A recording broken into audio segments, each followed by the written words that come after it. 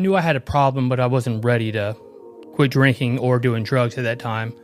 I had been introduced to AA through like the court system, and someone invited me to a meeting to hear them speak. Whether you're on the AA, NA side of it or the Al-Anon side of it, you hear the same thing from a lot of people. Like, a lot of times I'll hear parents and loved ones be like, oh yeah, I went to a meeting and I didn't like the meeting or how the people were, et cetera, et cetera. But, I mean, that happens in any type of 12-step meeting where it's, principles before personalities. What was that like for you whenever you started noticing that? Well, I realized that I had a lot of fair weather friends, and I did have some good friends, but they were few. And, like, none of my relationships held, like, real depth. Like, just, like, very, like, small talk, superficial. Like, conversations were of any substance, in hindsight. So when I started coming to, AA, I got to meet people and be able to talk about things, just like real things about like how I'm doing and like the problems I'm having, and then having another person like, oh, I'm dealing with the same thing, or I have dealt with the same thing. Here we are, Real Recovery Talk. I am your host, Tom Conrad. In today's episode, we've got Benjamin B. What's happening, everyone? And we have a gentleman by the name of Nate. What's up, Nate? How's it going? You got a lot of ink. I do. Does all of it have meanings, or? Yeah, it just means that I liked it, or I liked it at the time I got it. Yeah. We're going to go through each one by one. Is that, who's on your ankle right there? Right there. Oh, that's Quince Palladorus from The Sandlot. It's just a silly tattoo. I knew. Yeah, Quince. dude. Yeah. It just says forever. Yeah, forever. Yeah. Well, he's there forever now. All right. First things first. Thank you for tuning in on the podcast app, whichever one that you choose to use, and thank you for watching on YouTube. In the end, if you have any comments, questions, or concerns, you could always reach us, info@realrecoverytalk.com. Again, that's info@realrecoverytalk.com. And ultimately, we want to help you turn your mess into your message. And one thing that I need to add into this little jingle jangle at the beginning, Ben, is our Facebook group. Oh, yes. Tell us a little bit about it. So we have a Facebook group, Real Recovery Talk. And if you jump on there, you can get our episodes, updates, all kinds of stuff like that. But also, there is a Real Recovery Talk support group, which is basically by invite. But you can ask to join. I'll get the little notification. But currently, we're just posting up stuff that has to do with recovery, etc. A lot of discussion going on in the comment section. The other day, I posted a question about, the difference between what people's thoughts are on quality of time versus quantity of time, and just reading people's comments that have sobriety time or they're in early recovery, like what their thoughts are. It's interesting, man, because you get a lot of different perspectives. And I gotta say, I never really disagree with anybody's points. Like, they might be a little different view from what I have, but it just, really gets you thinking deeper on a lot of these topics. Yeah, so you can find it. Just go Real Recovery Talk support group, and you can find it there. I think you just hit join group, and then I think you have to plug in your email and maybe answer a couple of questions. I don't even think you have to answer any questions, do you? I think you just have to put your email in. I think we were updating that. This is Ben's thing. Ben's taking this on, and it's just going to be a good platform for all of our, whoever, listeners and family members, loved ones, to go and interact and ask questions. And then here in the next few weeks, I'm saying few weeks because I don't know exactly when this is going to happen, but we're going to start running lives on there. Probably once every 2 weeks, a short hour type thing. And you'll be able to find that on Facebook. So make sure you go there. But let's move on. Nate, how are you, sir? Ben made the introduction. Ben texts me a few days back maybe and says, Friday night. Yeah, hey, I got this guy, Nate, that wants to come on the podcast. And I said, who's Nate? And he said, a friend of mine. I said, sounds good. So that's about as far as I know about you. But just in the brief conversations that we had, you got 12 and a half years sober today?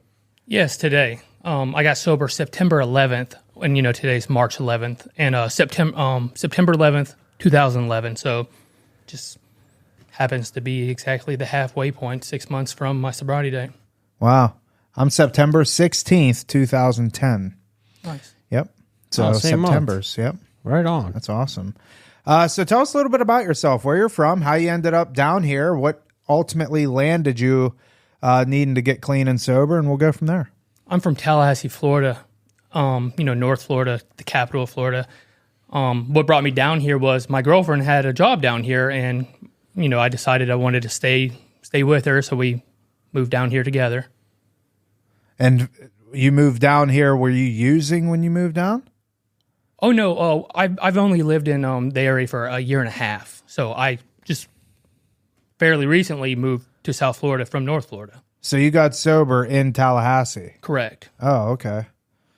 What made you? How old are you? Tomorrow I'll be 37. Oh, tomorrow. Oh, happy birthday, man. Oh, wow. That's cool. So take us into like when you made the decision that you had to get clean. And we're only going to cover that 5 minutes. Everybody's story, like we all got war stories. It is what it is. But I know you and Ben had some things that you wanted to bring up, some topics. But just, tell us a little bit about like the last days before you decided, all right, enough is enough. Okay, the last, let's say, few weeks before I got sober, I knew I had a problem, but I wasn't ready to quit drinking or doing drugs at that time. I'd been introduced to AA through the court system, and someone invited me to a meeting to hear them speak. So I came to the meeting, and I was just willing to listen, but I wasn't ready yet. But I continued to drink and use, and I developed more legal trouble, and just the awareness of there's a problem with being surrounded by AAs. It just kind of helped push me to decide to really give it a try this time. I went to AA a year and a half prior, but I didn't want to be there. I just was there because the court wanted me there. I was there to get a paper signed, essentially.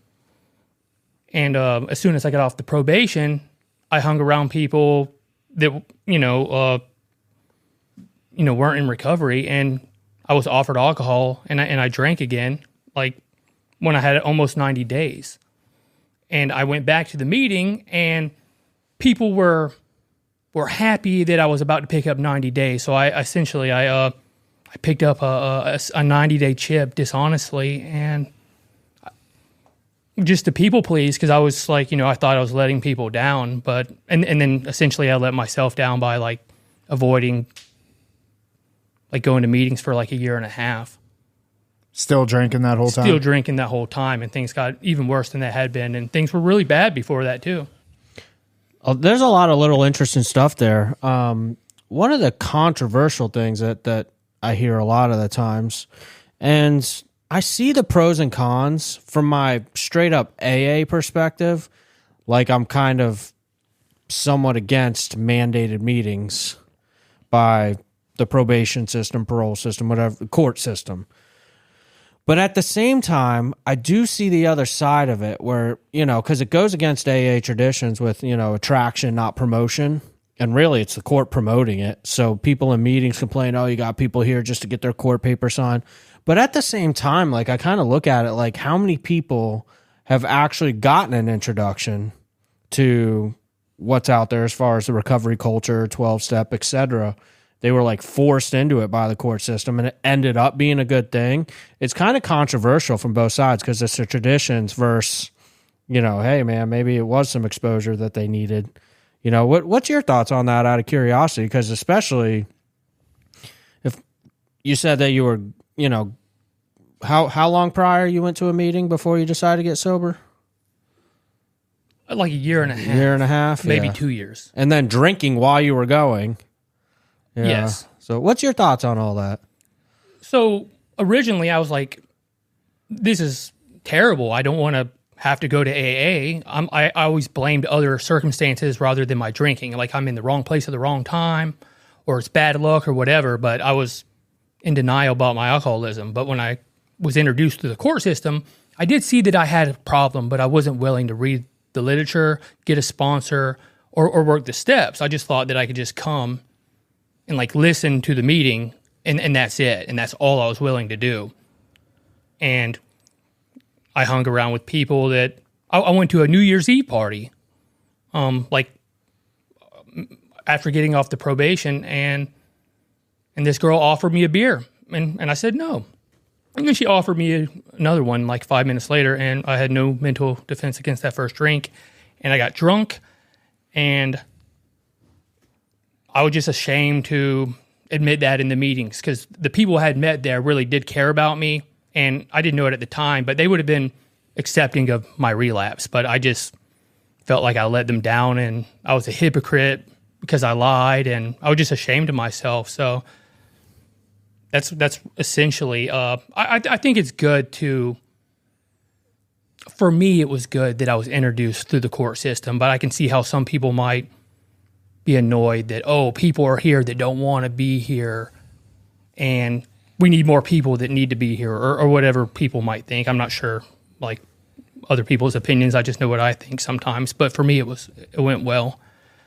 And but it like planted a seed. I just wasn't ready yet, but I knew where I could go. And I was invited, like I said, to a meeting from like a friend who I had met like 18 months prior, a year and a half prior, whenever it was. And it made me more comfortable to come back. And I remember when I talked to those people at the meeting that I like was dishonest about picking up the 90-day chip. They were just happy I was back, you know? So I just made all this stuff up about like, I'm like not worthy to be in the meeting, or I'm a hypocrite and I'm dishonest. They were just happy that I came back to AA. And the whole time I just thought that I was letting them down and somehow that I'm hurting them when I wasn't. We're our own worst critic. I mean, the reality of the situation is I in early recovery, I would always sit in meetings and I'm thinking everybody's thinking about me. The reality of the situation is everybody's thinking about themselves. And dude, if anybody's judging, it's usually self, you know? So I'm glad that you thank you for sharing your experience as far as like, it worked out good for you. Cause again, like it's traditions versus the court forcing you to be there. It can be controversial, but hey man, everybody has their experience. I know a lot of people that were forced to go and they ended up getting sober, but I understand why at the same time people are upset about it too. You had brought up too, as far as, the difference was you were going to meetings and didn't get the sponsor. You just went to listen. Like what changed there? What made you, I'm assuming, well, I've seen it, so I'm not assuming, but you made the decision to like do all the stuff and not just go to meetings. What led up to all that? Well, I had the experience that going to meetings by itself wasn't enough to keep me sober. And people were working the steps and they're reading the literature and they had a sponsor that they actively worked with. And someone pointed out to me like, Nate, like you went to meetings and then you were gone and drinking for like a year and a half. And like you haven't done this thing. And like, how do you know it won't work for you if you haven't done it? Like, how about you just try it the best of your ability and see what happens? Like your life can't get any worse at this point. Like you're coming to meetings, but you're not like actively participating in what we're talking about in the meetings. Like you're not really a member. And that made sense to me. So I like got over myself and decided that I was going to give this thing a fair shot whenever I came back in September 11th, 2011.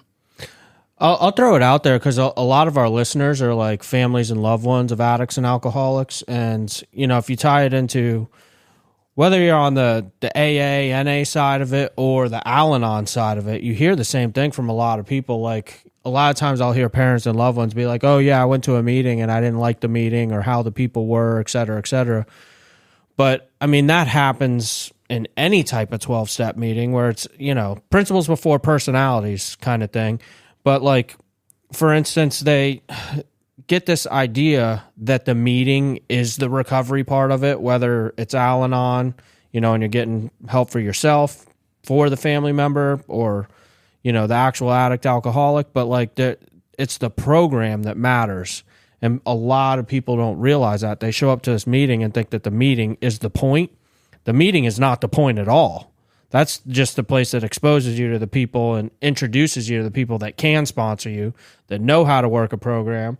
A very simple analogy that I like to use is it's like the equivalent to getting a gym membership, showing up, walking around, not getting on a piece of equipment, not getting on the treadmill, not taking a class, not having a introduction with a personal trainer and possibly hiring a personal trainer. Like, you just have the membership. Does that make you a member of the gym?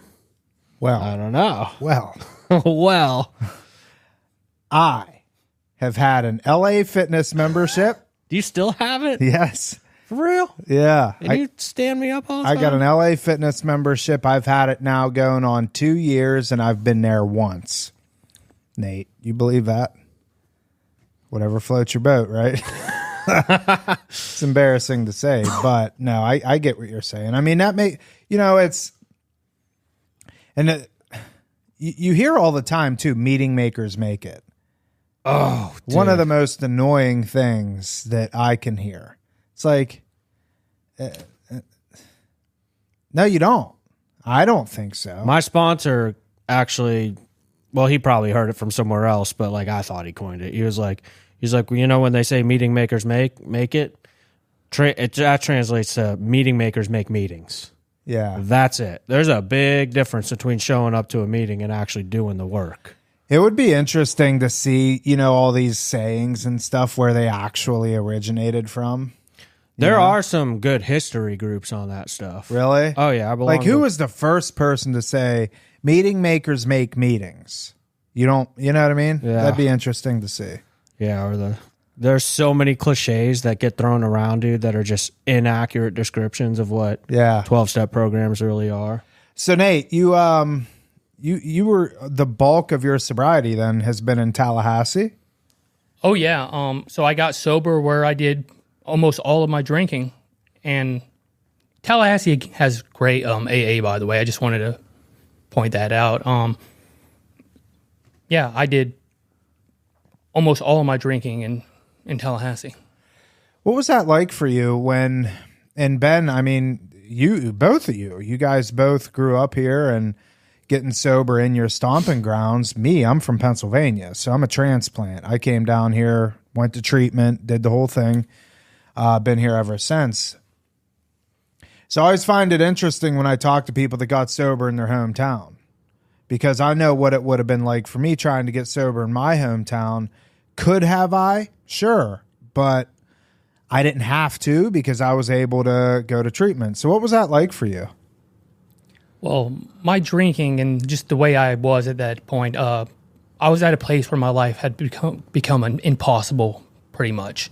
Like, I was not doing well mentally or physically. So at that point, I just was willing to try anything else, because I came to this place where I realized that what I was doing was not working. The way I was drinking, I just couldn't manage the way I was living anymore. So I made that decision that even if life's going to suck from now on, I'm gonna attempt sobriety and attempt to work the steps and do what AA says, because I had never done it. So when you had that conversation with that person, they said, look, you have the meetings part down, but you're missing so much more. How long did it take for you to start kind of realizing, okay, there is a lot more to this than I had originally thought? Well, I feel like I realized that over the span of the time when I was drinking and away from AA as well. I say within a couple weeks maybe of coming back, because I came back and I picked up the white chip, and I was reluctant to pick up the white chip when I first started coming back because I lied about picking up the red chip, which is the 90-day chip, by the way. And I was like, I'm not going to be dishonest or like full of it, and I'm going to take this thing seriously if I'm going to do it, but I wasn't ready. So whenever I was ready, people was like, well, if you're ready, like, the program of recovery suggests, you work the 12 steps, not just come to meetings, and you said you hadn't done that. So I can't remember exactly when, but I heard it when I was attending a meeting, talking to someone either before or after. Yeah. Let me ask you this. Kind of earlier, you said something along the lines of like, you just, with all the consequences, you just bad luck, wrong place, wrong time, this, that, the other, and now that we're further along in our journey at 12 and a half years, you clearly know the unmanageability part and the alcoholism, they're separate. You know, like we're using alcohol to feel better about the unmanageability in layman's terms. But like as far as jumping into like doing actual step work, you know, what for you, what was that process like? Was there any steps in particular that like really opened your eyes? Did you buy in right away, or was it a process? Like, what'd that look like? Once I got the sponsor, I was willing to do whatever the sponsor said at that point. But what really opened my eyes was whenever I started reading the literature with the sponsor, but particularly when I got to the fourth step, was whenever I was like, whoa, well, a lot of things that I believe, like, you know, we talk about our old ideas, are wrong. Like, I was able to see things honestly for the first time. I put like resentments and fears and just like, you know, harms done on paper, and I analyzed it with help, and what I thought in my head and like my perceptions of how things were different when I put them on paper. So that was like very eye-opening for me. I was like, wow, I didn't expect that. Yeah, for those that don't know, Fourth Step is made of searching and fearless moral inventory of ourselves. And, you know, in particular, we go over resentments, fears. There's a sex inventory, which isn't just like a list of all the people you had sex with, but it has to do with the harmful behavior stuff. And the Fourth Step, man, could be super eye-opening. Like Nate's talking about, they refer to it as a, what is it, fact-finding, fact-facing, what's the word they use? Fact-finding process. And, you know, like Nate's talking about, we have this perception in our head of what reality is, going back to the bad luck, wrong place, wrong time. Oh, she was just a nasty girlfriend and not nice, or what, the wife did it, or whatever the case may be, you know. And the Fourth Step in particular really opens your eyes to having a different perception, and a huge part of that is looking at the part that we play, if that makes sense. Yeah, I mean, I'm not, Nate, you don't know, but Ben's more the 12-step big book guy than I am. I still go to my meeting. I go once a week. We sit around a table, smoke cigars, talk about our wives primarily, but we do read out of the book. But it's, you know, one of the things that meeting does for me is it provides me a place that I can go to for an hour and a half generally. Well, it's actually about 2 hours. Because I get there at 6:30, leave at 8:30, you know, got to finish my cigar. But it provides a sense of like community there. I talk a lot about that on here, the importance of community and having people around us that have either are living this lifestyle, have lived this lifestyle for a substantial amount of time. They've gone through the things that we are going through or will go through in the future, whether that be, you know, death, divorce, grief and loss, you know, or good things, you know. What is that? How has that kind of impacted your sobriety in the terms of like, you know, you had your drinking buddies. If you're anything like me, which I probably were, we had our drinking buddies, and conversations were generally not fruitful in any manner. It was just about, you know, beer and music and the weather until you got really drunk. Then you started talking religion and politics, and then it never ended well. But now you find yourself with these people that are sober that, you know, you can have fruitful conversations with, you could build community with, you can hang out with, enjoy time with them. What was that like for you whenever you started noticing that? Well, I realized that I had a lot of fair weather friends, and I did have some good friends, but they were few. And like none of my relationships held like real depth, like just like very like small talk, superficial, like, you know, conversations were of any substance, you know, in hindsight. So when I started coming to like, you know, AA, you know, I got to meet people and be able to talk about things, just like real things about like how I'm doing and like the problems I'm having, and then having another person like, oh, I'm dealing with the same thing, or I have dealt with the same thing. And then explain like, you know, how they manage that problem or like the difficulties they'd face, and have that like empathy that I'm able, like, I'm not alone in this thing, rather than like, I don't know, someone who just like dismissive or oh, not going to talk about feelings or whatever it might be. I just remember I'd have a lot of people in my life that we just trained together, and that was it. Like they weren't very reliable friends, or they were just drinking buddies. But like I said, not all of them, but just like majority of them. And it kind of took me getting sober to realize that. Yeah. Same thing here too. Same with you, Ben? Oh yeah, definitely. I love that term fair weather friends, because I found out I had a ton of them whenever I got sober. I talked to 2 people that I lived with, my buddy Mitch and my buddy Jay. Those are the only 2 people that I talked to since I've been down here. And it's really cool whenever you get to actually meet people that are sober, and then you find out that you can have kind of the same fun, and then you remember the fun that you had, and you could take on new hobbies and find out different things that you enjoy. What are some things that you've kind of learned about yourself in your sobriety, maybe in terms of hobbies or different things that you enjoy that you didn't knew that you enjoyed in the past, stuff like that?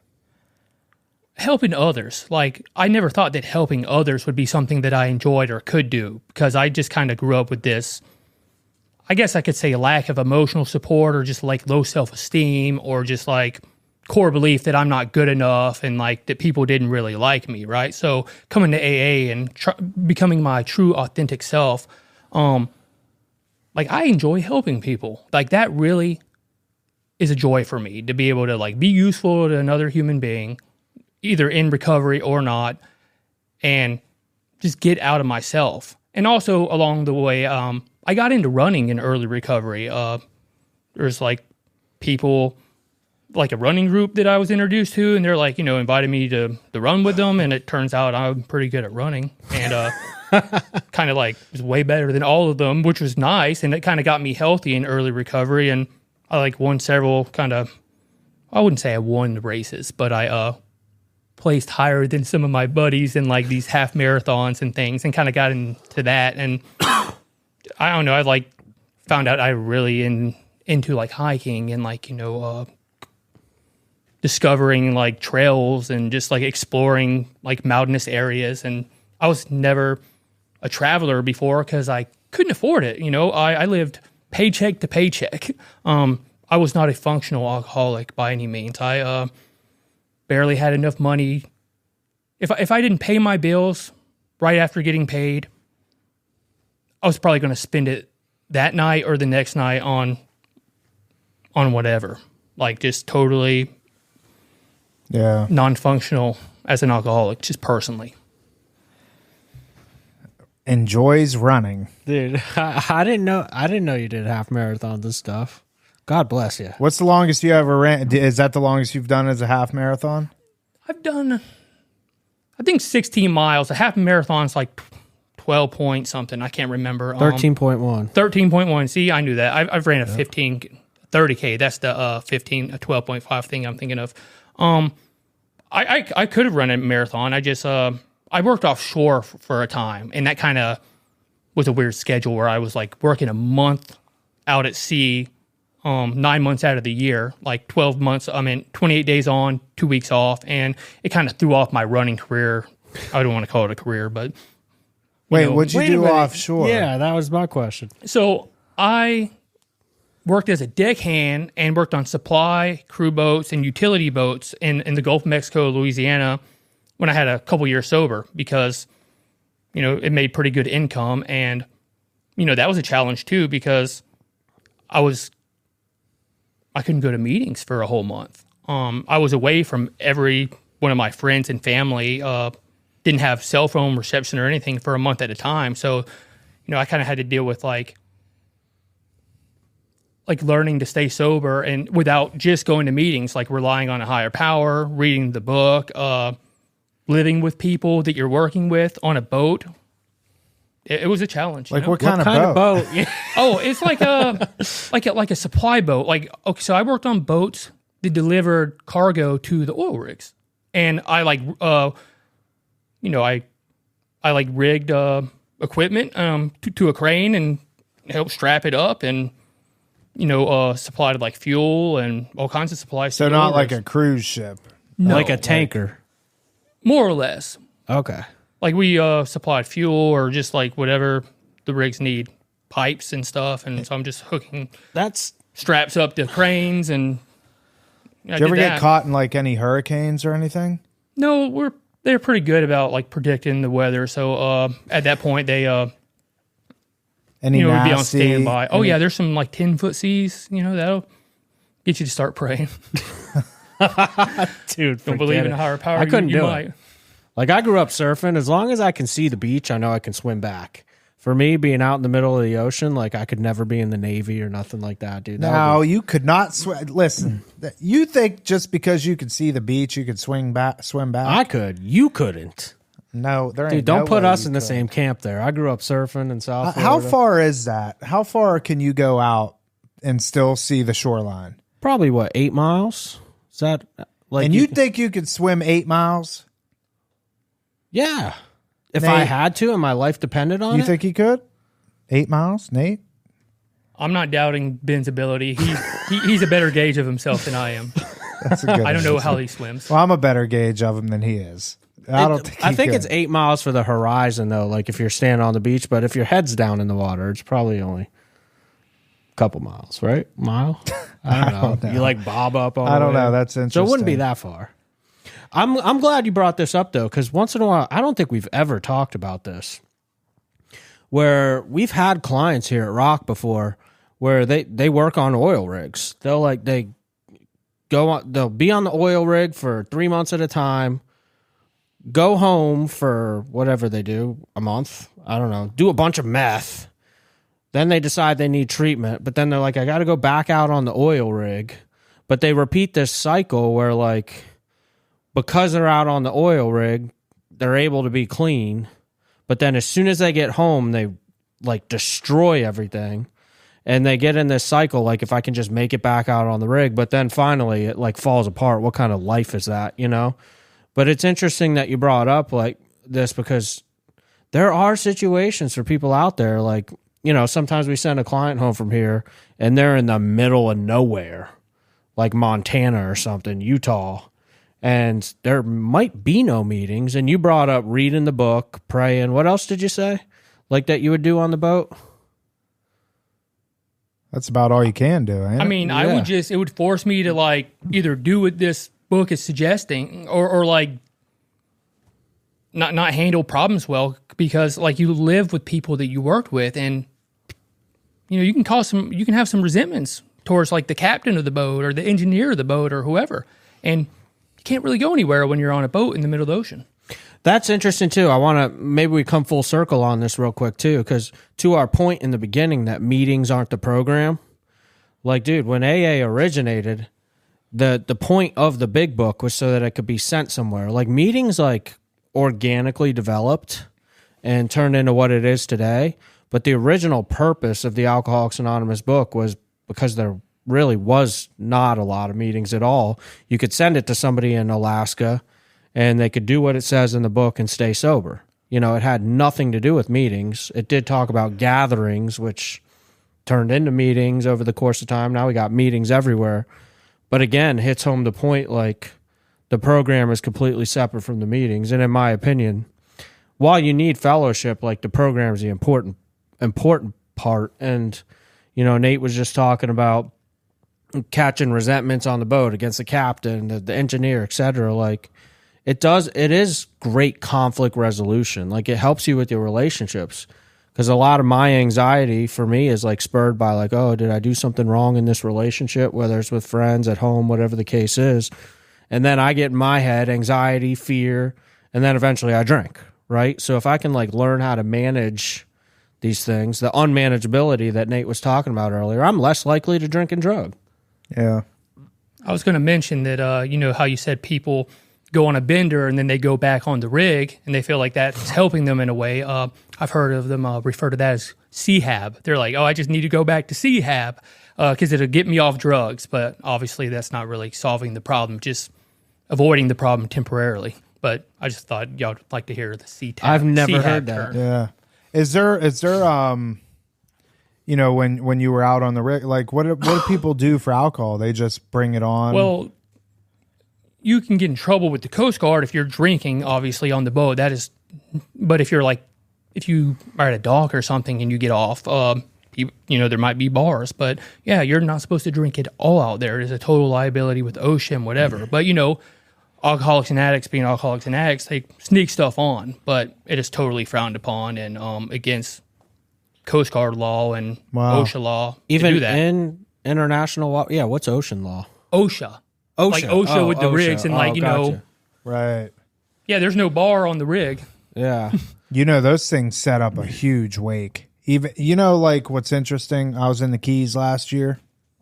My buddy's got a 30-foot boat. It's a big boat. We're heading out and we see this tanker miles out. I'm like, whatever. It's way ahead, And from a distance, this thing looks like it's crawling. It's going about, super, super slow. And we keep getting closer and closer to this thing's wake.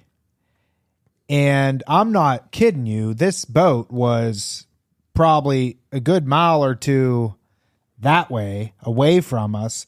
And we hit the wake of this thing, and the wake was massive. So there's such thing as tanker surfing. Oh, I believe it. So they originally, where I first saw it was in Texas, as they would come in because it's got because Texas is shallow in the Gulf, so it hit the sandbars. But there's this dude Ben Gravy. We've talked about him way in the past, but he what's he call it? He calls it novelty waves. He goes and he finds all these strange waves like on lakes and in rivers, and he surfs all these really weird places. They're novelties, right? But one of his big things is tanker surfing. So he'll find a place where tankers go by and there's some sort of sandbar, whether it's in an inlet or along a river or whatever the case is, and just surf for miles. Wow. Just ride this thing. You have to have somebody go pick you up at the end.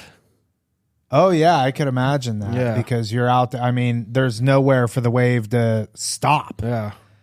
Well, that was scary. He's sober, too, this Ben Gravy guy. Ben Gravy, come on. Let's go.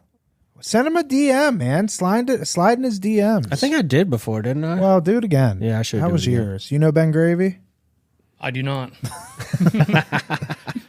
So what are you doing now, Nate, for your sobriety? You're down here. You've been in South Florida now for how long? A year and a half. September of 2022 is whenever I moved down here. Okay. You live local? I do. Yeah.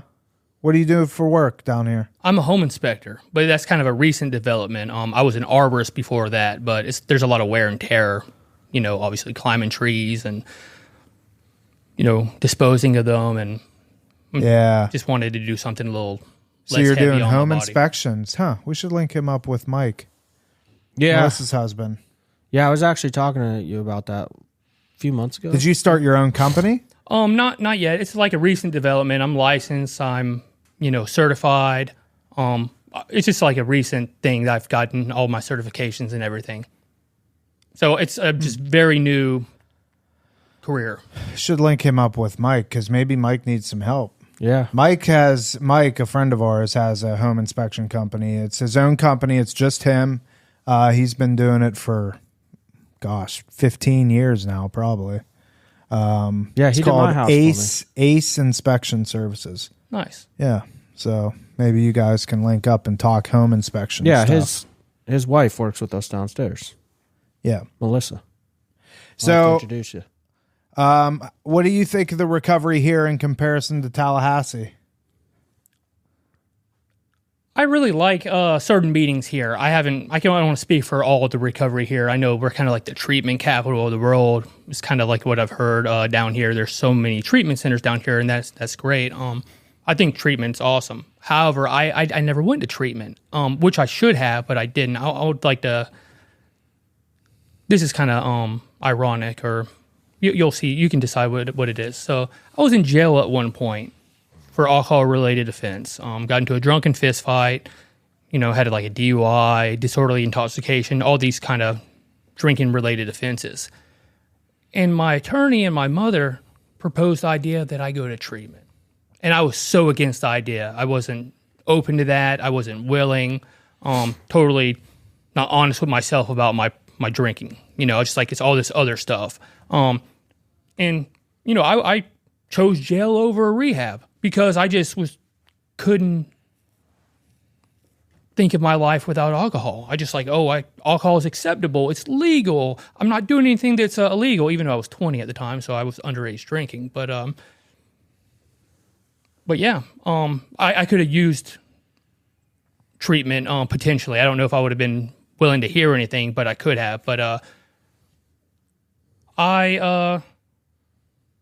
what was your original question? I apologize. No, it's all good. Carried away. I was waiting because I could tell that you forgot it. Just your recovery in comparison to down here and to up there, and I think you covered it. I mean, it's different, I'd imagine.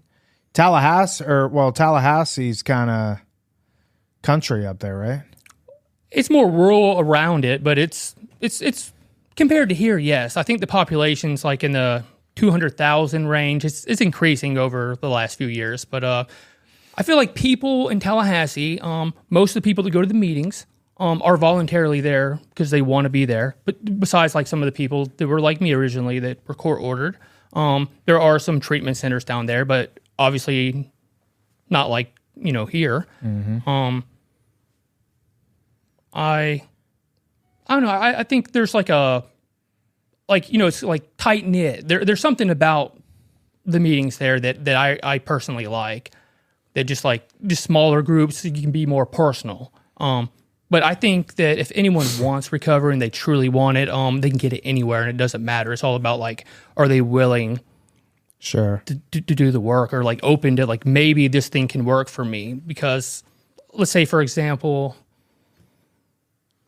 if I'm new to a meeting or maybe even treatment, if I'm just isolating myself and not talking to anyone, if I'm leaving right when the meeting ends and not getting to know anyone, or I'm showing up late and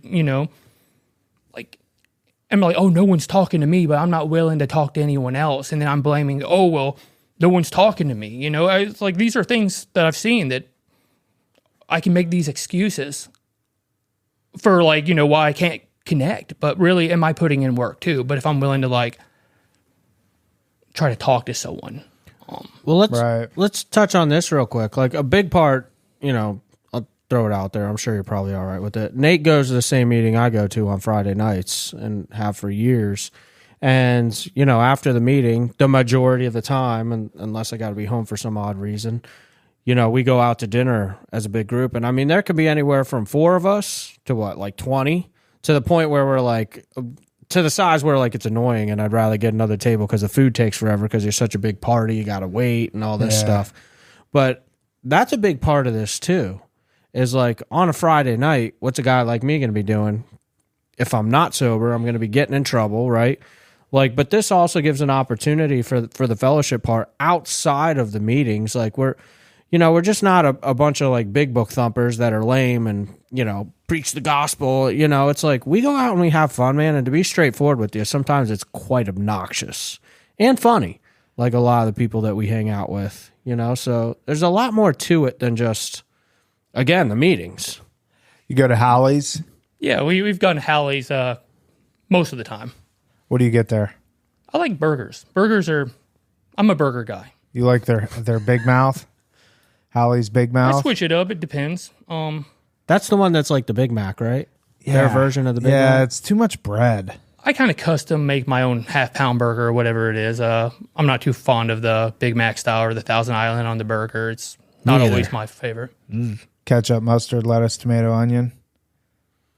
I'm not particularly fond of just ketchup either. Barbecue sauce? I like barbecue. I've never had a Big Mac or a Whopper in my life. Shut up. Dead serious. Have you? Yeah, I've had, but I don't think you're missing out on much. You've probably had a better quality of burger. Those are. I just saw that McDonald's is doing the Big Mac now with double patties, so it's 4. Well, that's because the patties got smaller over time. Oh yeah, shrinkflation. Now they're trying to make up for it. Shrinkflation. That's what it is. Oh man, that's funny. Well, I'm glad you came on, Nate. Ben, are we anything we gotta? I have to pick my kids up, so I'm sorry. I'm having to cut this short. Yeah, no, I think the main thing, like, let me throw this out there. One thing that I really respect about Nate is with 12 and a half years of sobriety, this dude, like, still does a deal. Shows up to meetings, sponsors guys. He does a daily inventory out of page 86 of the big book every day, basically. You know, if he misses a day, he does 2 the next day. Like, Do you really? Yeah, if I missed a day, I kind of analyze what I still inventory it. I just, in the last year, I've done it 99% of the time. Wow.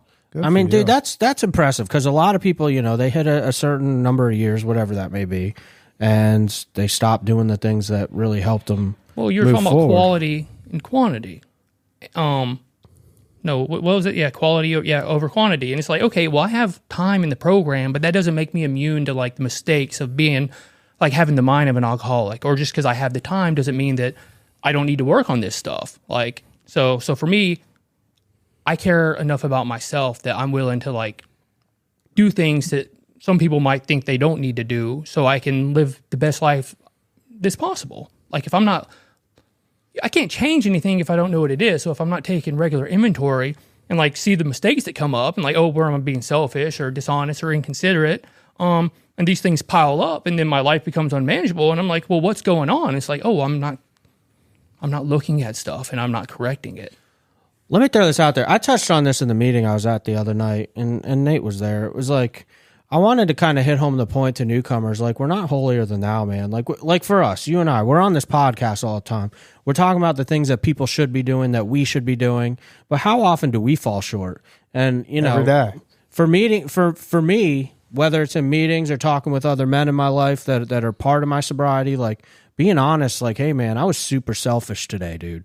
Like, as much as I would like to think that I do all the things that I say, I fall short all the time. So I don't ever want anybody to get the impression that we don't suffer from this human condition, you know, and have bad days, maybe, you know, get angry, whatever the case is. Like, it's the reality of the situation is,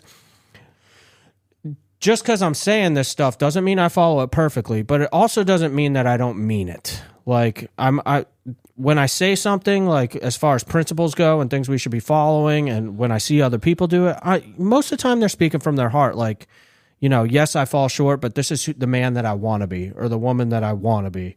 And I don't think there's anything wrong with that, man. Like, a lot of the times, I have a sponsee that, you know, to be straightforward, kind of caught a resentment how people always talk really good meetings and then they walk out the front door and they're jerks.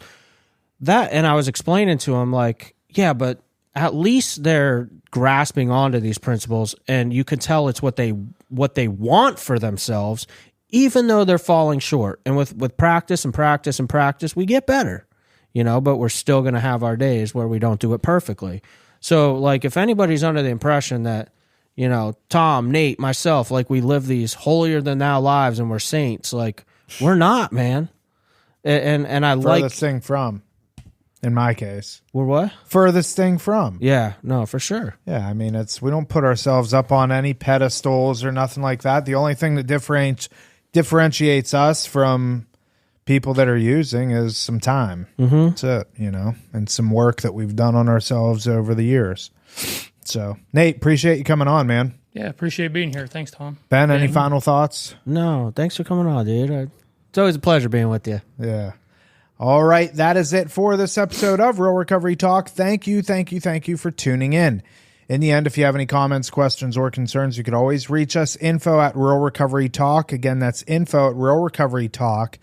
And also go to Facebook and find our support group, Real Recovery Talk Facebook group and the support group. So go there, click the join group or whatever it is that you have to do. Ben will make sure that he walks you through the whole entire process. What were you going to say? Let me throw this out there. I never really interrupt this part, but the Facebook support group, like, if you want to put up a question or something and look for answers, great place to do that. Yeah, absolutely. And we're in there on the daily basis, just answering questions, stuff like that. So that is it. I'm totally thrown off now because I threw the Facebook thing in there, but we'll see you later.